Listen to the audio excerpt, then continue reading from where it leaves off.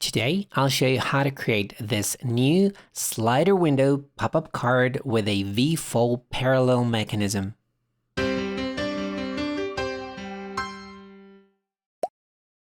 Hi guys, I'm Omar for Awesome SVGs. Welcome to my channel.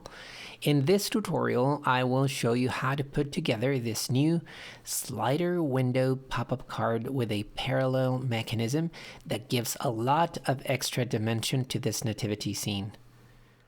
By the way, if you enjoyed this content, don't forget to like, subscribe, and turn on notifications so you're reminded every time a new video is uploaded. Also, the file to create this card is free to download at my blog, www.awesomesvgs.com, so head over there and get this SVG file for free. This card represents a scene with 3 pop-up levels that are activated with a pull tab slider window mechanism. I know it sounds hard, but it's actually very easy to make. I decided to use Nina 110-pound cardstock for the card base and the pull tab, and that is to make sure it supports the scene and can last throughout the years. I thought of this because many of our friends that we send Christmas cards to put them up every year like a collection, and they look forward to getting a new card design every Christmas. We also love to see the pictures they send us. All of the characters and the manger itself were done in Copic Expressive Blending Card, which is a silky smooth white cardstock in 65-pound. This cardstock makes applying alcohol markers ink and blending amazingly easy. The inner frame is American Crafts texture cardstock, and I used a deep honey color that matches the distressed background and frames the sentiment. You can also write your message here, or you can do it on the pull tab or even use the back of the card. So first, you need to get your file ready, so open up Design Space. Okay, so the first thing we're going to do is upload our file, and once it's uploaded, we're going to add it to our canvas. So click on it and add it to your canvas. And you will see that the card is comprised of several layers. On the left, we have the artwork, then the card itself with the mechanism. The first thing you're going to do is select all the layers and click on Ungroup, and that will leave you with several layers separated. And from right to left, we have the card inner frame. This is the pull tab. This is the card base, the top and the bottom of the card, the front and the back of the card. And then we have the artwork. Now you'll see there are several layers here, and the ones we see on the top are the artwork itself. These are the lines that will guide you through the coloring, and on the outside we have a white outline to give that kind of a die cut look for stamped images. You can hide it if you want to, or you can show it. I don't suggest to cut this. I would suggest just to make it a print then cut file. Then on the bottom, we have the reinforcement layer for those pieces. I used color, I used Copic markers to color these images, and the color bleeds to the other side. So this second layer will reinforce the cardstock and make it sturdier, but also it will hide the ink that bleeds to the other side. If you don't want to cut it and you want to just cut one layer, you can select that layer and hide it on the layers panel to the right. I'm going to cut 2 of them, so leave it on the print then cut layer. Now to turn this into a print then cut layer, select the whole thing and then click on flatten. That will create a print then cut layer. Then we have the card base, the pull tab, and the inner frame. Click on make it, and you will see that the print then cut layer is sorted into your mat. And then we have the card base and the pull tab and the card frame. So click on continue, hook your machine, cut your pieces, and start putting the card together. For the coloring of the images, I used Copic markers with a very simple 2-tone technique. But because of the images are very intricate and some of the sections are very small, if you're not comfortable using alcohol markers. You can use color pencils or even watercolors. I'm using the Expressed blended card from Copic for the coloring. And this is a 65-pound cardstock that is very easy to blend, and the colors just slide on smoothly. It is not very thick, so I used 2 layers, and also because it's not very thick, some of the colors bleed on the opposite side, so I decided to use a uncolored die cut of the image on the back to hide that ink bleed. Like I said, the coloring technique is very simple. I used a darker color to create shadows, and a Jelly Roll white gel pen to create some highlights and just give it that whimsy flair to some of the images. I wanted to create a very colorful, very saturated image, and because of the design of the card is very complex, I wouldn't suggest to go very detailed on some of the images. For the barn, I used a light shade of brown, and I created some of the texture on the wood with a darker color. I also shaded some of the straws on the roof of the barn and of the manger, and I also used a Wink of Stella clear glitter pen for the star to give it some shine. And I finished it off with some Jelly Roll white gel pen. Now, like I said before, all the images are backed up with a second die cut just to hide the ink that bleeds to the other side. I like to use a liquid adhesive. This is Aleene's Tacky Glue pen. I like it because it gives the cardstock more, makes the cardstock more rigid, so it withstands the mechanism when it holds up. I used also a brayer to smooth out the adhesive in between.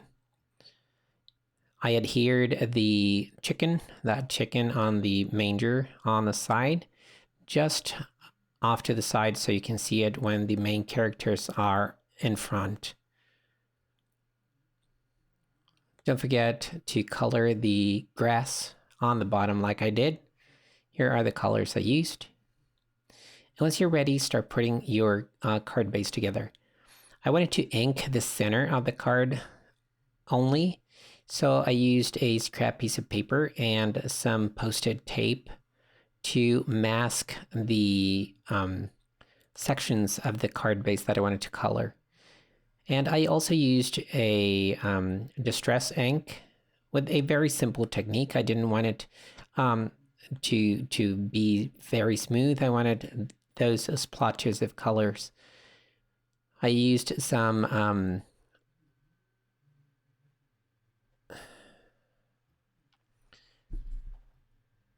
and then I removed the tape, the Post-it tape, and masked the top of that front panel.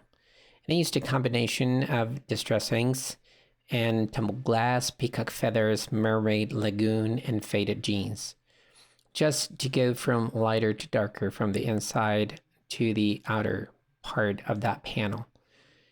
Now to spray some water, I used a distress sprayer and also some Perfect Pearls mists in turquoise color. This will give it a very nice and beautiful shine. To finish it off, I used a white gel pen to create some very white dots to mimic stars. Now remove all the tape and this scrap piece of paper, and you will be left off with a center colored panel. Now, for the pull tab, I used the same colors of the sky, so started off with tumbled glass, then peacock feathers, mermaid, lagoon, and faded jeans. From center to the outside, just to go from lighter to darker. I finished it off with some water on a distress sprayer and Perfect Pearls mist in the color turquoise to give it a very good shine. Dry it off and add some dots with a Jelly Roll white gel pen. And now for the card base, the piece of the card that goes on the back, I wanted the edges to be white, so when you put the card together, you won't see a dark panel on the back of the card. I used the same technique, distress inks and some water to create splotches, and then some Perfect Pearls mists and the color Heirloom Gold. Remove the post-it tape. Make sure it's very dry before it starts assembling the card. And here you go, beautiful shine on the back panel. If you want to stamp a sentiment on the back of the card, do it at this point. It's very hard to do it later. And I used Versamark ink and some white embossing powder to give it a nice rise sentiment on the card. Remember to use some anti-static powder so you don't get embossing powder on the outside of the sentiment.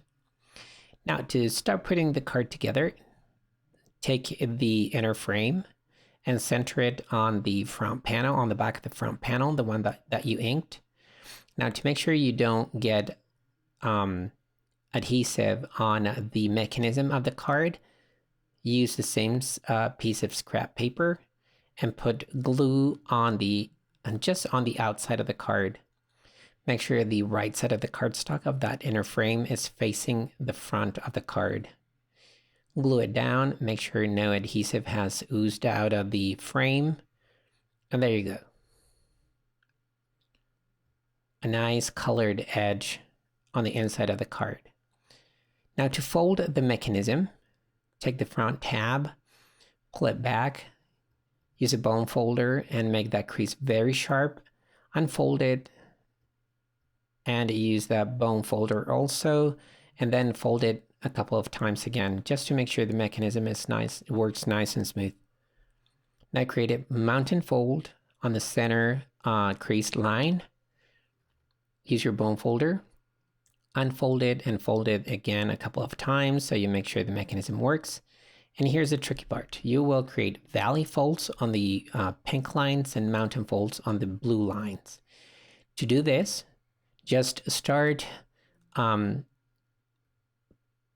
pulling and pushing the cardstock like you see on the video until you create those creases.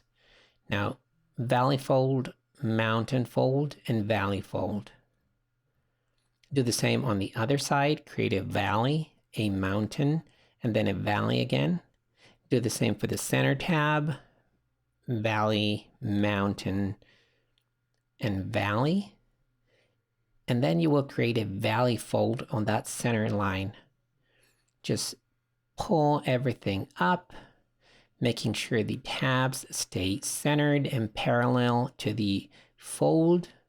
Make sure that thin one on the right is aligned on the edge of the cardstock. And once you're done, use your bone folder to make those creases very sharp.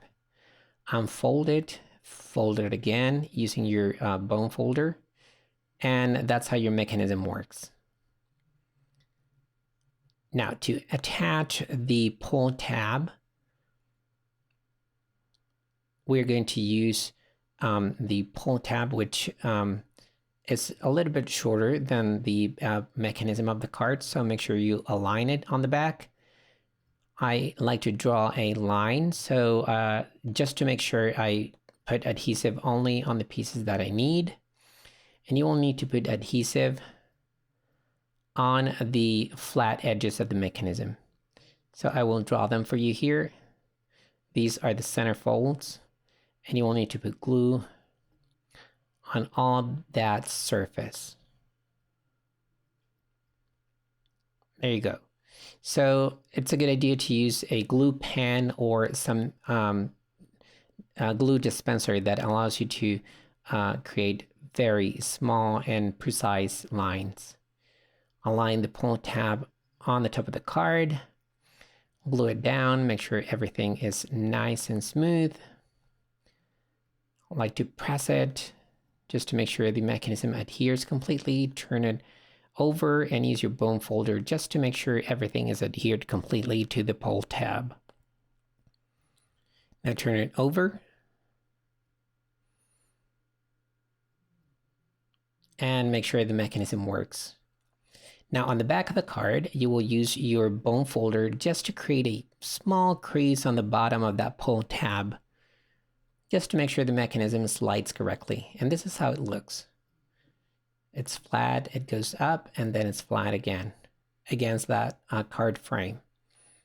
That's what prevents the pull tab from going on the front of the card. And that's how it slides on the inner frame. Now we need to raise that panel, and we are going to use some foam tape. Just measure it. And because of the frame is not very wide, I divided the foam tape in half. I cut it using my scissors and try to use the straight edge facing the pull tab, just to make sure it doesn't get caught on the foam tape. Divided one more piece of foam tape and glued it on at the bottom of the card. And this is a very important step. I like to use an anti-static powder just to make sure everything glides smoothly. Finally, remove the backing of the double-sided foam tape and put the back of the card in place. Align it and make sure it's glued down correctly. And here's how the mechanism works.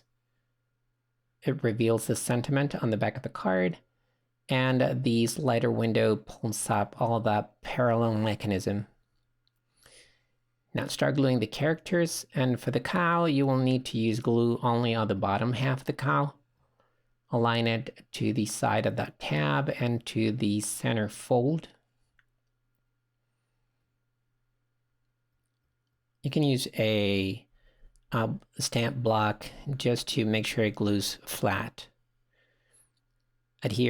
Next adhere the manger itself with the chicken stuck in front. And for that, you will need to add glue to the side tabs. Make sure you don't put any glue on the frame of the card. Just place the manger and align the outer sides of that manger to the outer sides of those tabs. It's a good idea to activate the mechanism to make sure you are adhering the manger on the right level. There you go. Activate it and make sure it works. And you can press from the sides to make sure it adheres completely to those side tabs. Finally, adhere the main characters on the center tab. Also, activate the mechanism to make sure the characters are aligned on the bottom of the tab. Always make sure the tab is a little bit raised. Here I used some sewing clips to make sure everything stays glued down. And here's how the mechanism works. Make sure everything is dry before you activate the mechanism. Press it, make sure it's aligned, center it, and then work the mechanism a couple of times to make sure it works okay. I like to leave a stamp block for a couple of minutes to make sure everything glues flat, and test your mechanism one more time. Now there you have it. Thank you for joining me in this creative journey. I hope you enjoyed discovering the magic of the slider window V-fold parallel mechanism pop-up Christmas card. It is a beautiful, interactive, and fun card that can also be used as a standing embellishment on its own. If you found inspiration in this video, don't forget to comment, like, and subscribe. Your support means the world to me. Here are a couple more videos of past Christmas projects that I hope kindle your creative spark. May your holidays be filled with joy, laughter, and the spirit of creativity. Until next time, keep crafting, stay creative, and goodbye.